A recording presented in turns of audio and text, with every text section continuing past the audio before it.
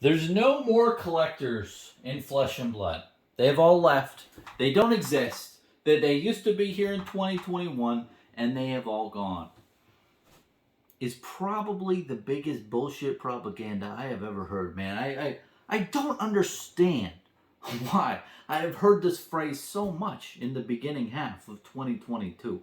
And I want to go on a little rant here, man, because I don't understand this phrase. And I've heard a lot of other content creators talk about it. I've heard a lot of people in the community chat about it and say something along the lines of no more collectors in Flesh and Blood in some sort of capacity, whether that be high end or low end or whatever type of collectors. But I don't understand it, man.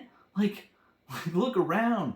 Look at, the Salty Whale podcast with Michael Lamar. You have him opening a shitload of boxes. He's a collector.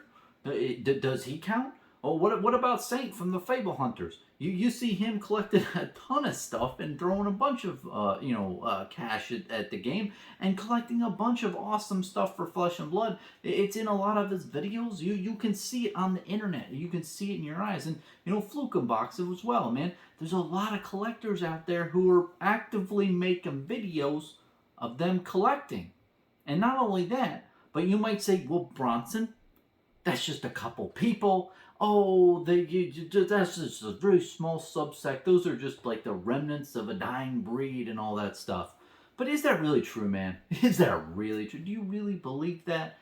Like, there are so many high-end collectors who don't want to be public, who don't want to be in the public eye, who have their collections, by themselves and just want to keep on collecting what they have, but they don't want to be public about it. They don't want to explain because they like their privacy. They like to be secluded. I've learned this about the high-end collectors.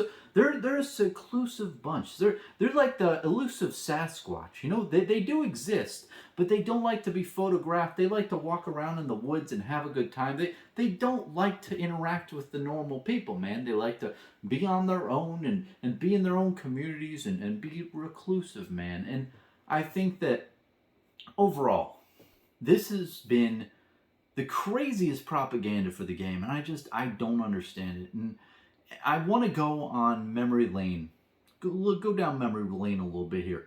Back in 2021, Flesh and Blood was starting out, and the secondary market hadn't spiked yet. But once it did in 2021, in Q4 2021, around a little after October, and prices went up across the board everywhere. There's many individuals, many high-end collectors who bought a shitload of cards. They just acquired a ton. And I myself, I am not a big-time person. I am a very small, guppy type of collector here. But I can tell you, there's game stores that I went on and I was like, oh, I'm just buying out all their singles. I think all these are underpriced. I'm going to buy them all up. And lo and behold, things happen. And I knew so many other individuals on the Reddits and the Discords that I was chatting to at the time and who had a little bit more money to spend than me. And they were like, yo, Bronson, you see these stores? I'm going to buy out all their cold foils. And they would just buy out they would literally put every single cold foil from a store in their cart and hit the buy button through PayPal and just buy it all up. And they did it through multiple stores. And if you were there back in the day and you're listening to me now, you're like, oh shit, yeah. I know what you're talking about. There's a lot of people there. And what I want to assert to you right now is those types of people and those individuals are not coming to market. They're not saying, hey, I got into the game early on. Here's my collection of 1,000 cold foils from every, from Welcome to Wrath, Arcane Rising, Crucible War. I want to sell out now. I want to, rake in my profits. I'm selling everything. You don't see that. And the reason being is because the people who got into Flesh and Blood early on and the very big high-end collectors are still in Flesh and Blood. They haven't gone up and said, hey, I don't really give a shit about this game anymore and getting out. People who got in from the beginning, from my understanding, are still in. And like I've said for a very long time, from what I've just illustrated, is the accumulation of these cards, the densification of Welcome to Wrath and Arcane Rising, Alpha and Beta, for Flesh and Blood. those densified, those condensed into a very small group of individuals. And it's under my understanding that 90 to 95% of all of Vulcan's Wrath and Arcane Rising first edition cards are in the hands of less than 100 people. And I know that this is a big, I guess this is propaganda myself, saying just some wild phrase that I'm just making up in my brain. But I think that it's very not looked at. And when it's finally found out that this is the case, that a lot of the high-end collectors from Flesh and Blood never did get out of the game, and there are a lot of big individuals in the background, private collectors who just enjoy the cards and enjoy having a big portion of the market share for the really OG cards for this game. I think it's going to be a very big eye opener, and it's hard, man, because like the elusive Sasquatch, you don't see it in your front of your eyes. It's not seen. But if you look at the outstanding cards out there for Flesh and Blood, for the OG cards, Vulcan's Wrath, Arcane Rising first, there's not much out there at any given time, man. They don't exist out there anymore. I think in the next 1 to 2 years especially, those cards are going to be increasingly hard to find, especially with this downturn at the end of 2021 and 2022. People are fearing. People are just, having paper hands and saying, you know what? Well, I doubled my money or tripled my money. I just want to get out of this card. And I think slowly, the high-end collectors out there are just slowly accumulating more cards from these sets and slowly accumulating them over time. I think what's going to be interesting too is when we see more of the graded card market materialize. I think that we still haven't seen as much price appreciation for graded cards, and for the visibility of graded cards, really, just to be put out there in the market, and for everyone to know how much a graded legendary from Vulcan's Wrath Alpha is, for instance, and really just understand that, okay, well, there's a certain population out there, and only a certain percentage, like 3 scab skin leathers, for instance, are graded PSA 10, and the rest are 9s or 8s. I don't think that has fully accumulated yet, and it will be very interesting to see that market just increase as the years go by, as more people start grading their legendary cold foils, and we see more of a premium on those, and more price appreciation there. So, there's so many different aspects of collectability. And I think that overall, I'm not talking about investors. And I don't think anyone is going to debate anyone over, investors in sealed product are not really into Flesh and Blood anymore. I agree with that.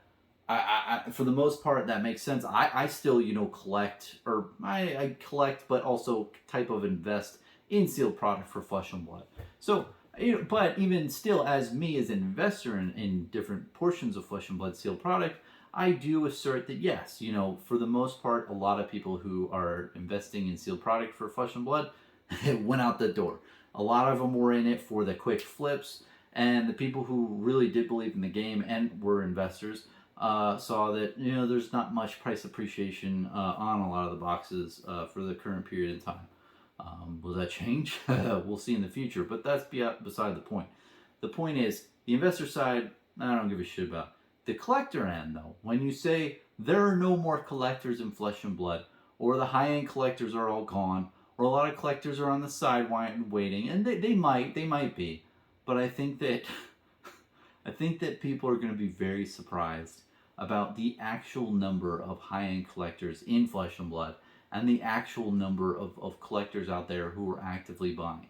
And you might say, and the biggest anti-argument for this is, well, Bronson, why does the secondary market look so shit? Well, why are these cards not appreciating as you'd expect, and why are they going all down in price across the board? Well, easily explained is high-end collectors, or any type of collector out there, we don't like to pay full price or overpay for stuff. This is a great opportunity in my mind. I've been going out and buying a bunch of cheap cold foils personally, and a bunch of other cards that I say, oh look, it's discounted, and buying at discounted prices. Why would I try to inflate the card prices of anything out there? Honestly, I want it to go lower.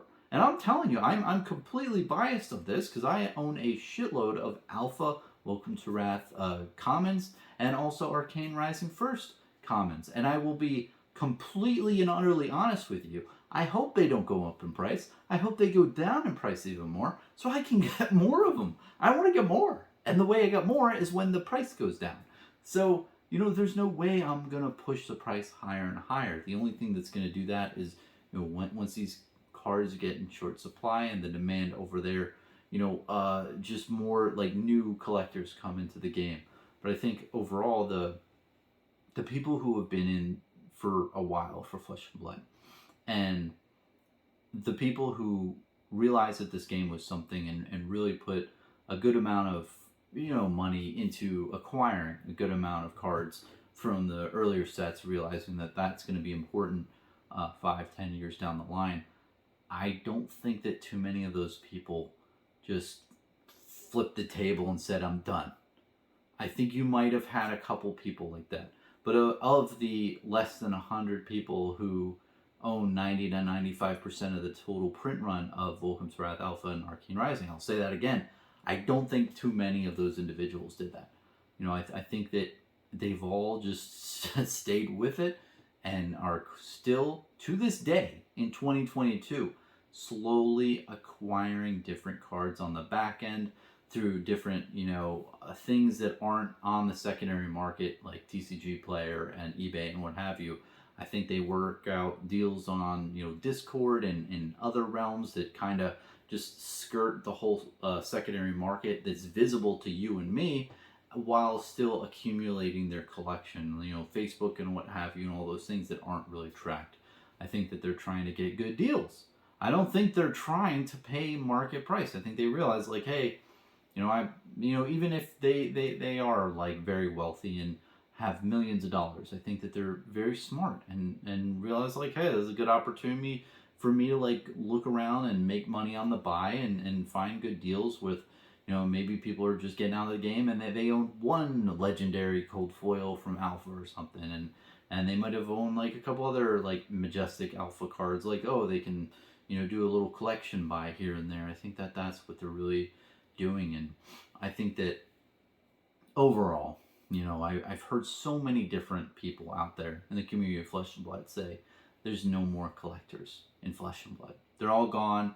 They've ceased to be. They've just burned up and just vanished out of thin air. I think it's complete bullshit, and I just wanted to make a video just discussing this because overall, yeah, I think that some types of news and information like that causes people to not collect, causes people to be averse to collecting, people making perceptions that really aren't the truth. And I really wanted to combat that with just a little bit of ramblings from a normal guy in a normal room that has a huge material interest in this, but also realizes that there just aren't these big collections that I see on the open market. And just that's my main point, man. Look at the open market. Look at Facebook. Look at TCG Player. Look at all these other places. Any type of places you can transact for Flesh and Blood. Link me in this video a comment of someone who's selling like 5+ Welcome to Wrath legendaries and 5+ Arcane Rising legendaries. You don't see that many transactions occurring out there in the open market. You might find one. You might. But they're very few and far between. There's not many people who are trying to exit that position.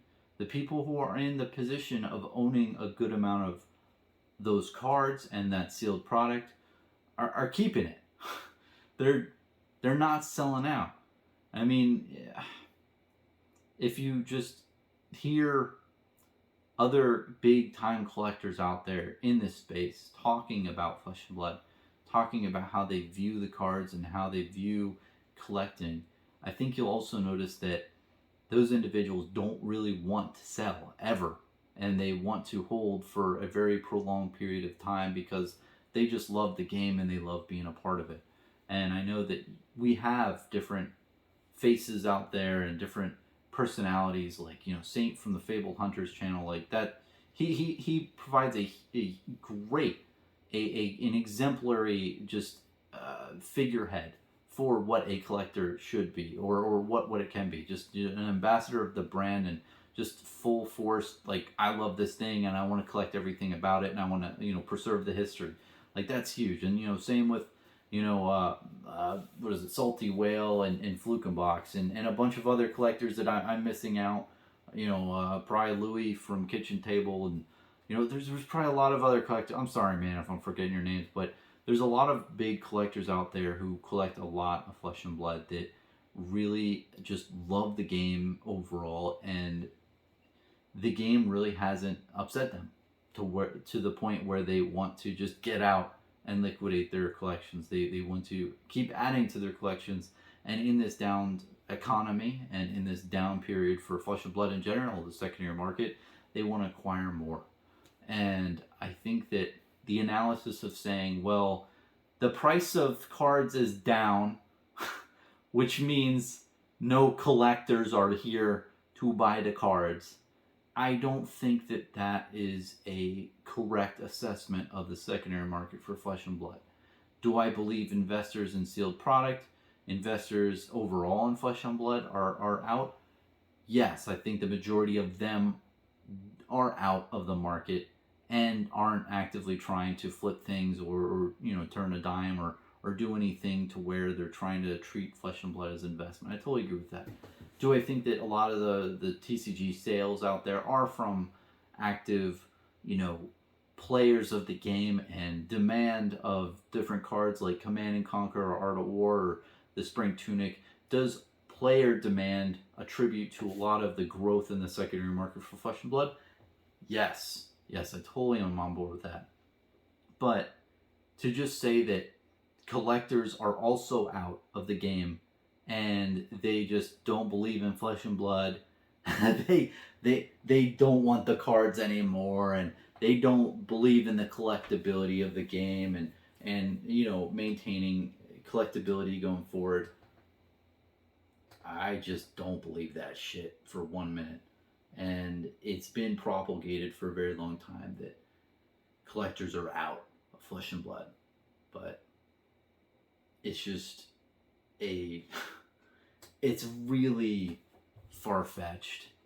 And I really hope to see more propaganda in the future that says to the converse, and that collecting Flesh and Blood is still something that a lot of people do. And to acknowledge that there are a lot of people in the background, private people who are elusive, who do not want to be named or recognized, and I totally understand that, and I totally respect that. You know, if I had a larger net worth as an individual, I would highly consider not doing this channel, and I would highly consider just staying, you know, private, because I wouldn't want to be recognized and stuff, and I have more to lose. But in this case, I'm just a normal guy in a normal room. I don't really have much to lose here, if you catch my drift. So I think that because of that reason, you don't see as many high-end collectors just, you know, moseying about like this. Just walking around like, hey, I'm a high-end collector. How are you?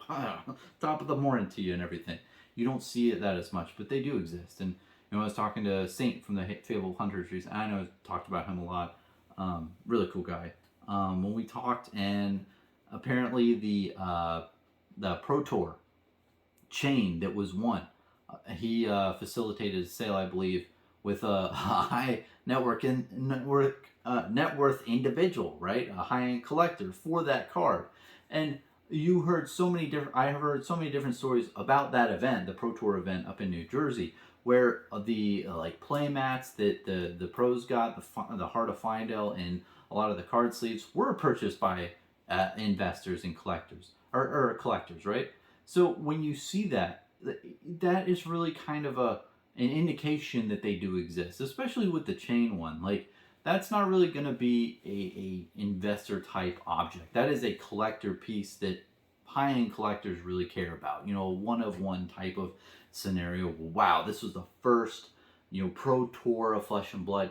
card that was given out. Like, this is a big deal. This is like a trophy. And when you see those types of things occurring, that is really big indication that they exist. They just don't want to be seen. And I think I'll just end it off there. And I think that's more of a tangible explanation of really what it is. Like, when you see these different teams out there for Flesh and Blood selling their prize support and what have you for, just cash to maintain their expenses to travel and everything, to compete more, which is, it's a really beautiful thing. But overall, I think that there's a lot of high-end collectors out here for Flesh and Blood, man. I just want to let everyone know that a lot of propaganda of no collectors are in Flesh and Blood in 2022 has been spread like wildfire over the last 6 months. And I'm just calling bullshit, and I don't agree. So, hot take. Anyway, let me know what you think. Cheers.